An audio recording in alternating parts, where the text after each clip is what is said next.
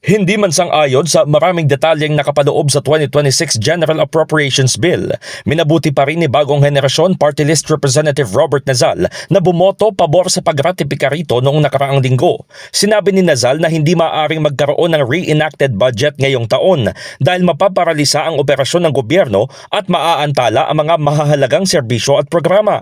May constitutional reservations anya siya sa panukalang national budget, kabilang na ang pagkakasama ng unprogrammed funds. Nagbabala rin ito laban sa pagsisingit ng mga item sa Bicameral Conference Committee na mauuwi sa underspending at magpapahina sa integridad ng budget process.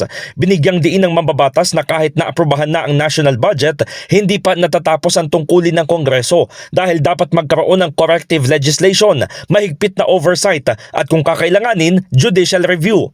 Idinagdag ni Nazal na ang hindi pagpapalabas sa Higher Education Development Fund ay labag sa batas dahil pinagkakaitan ng state universities and colleges ng kinakailangang liquidity sa pagpapatupad ng proyekto.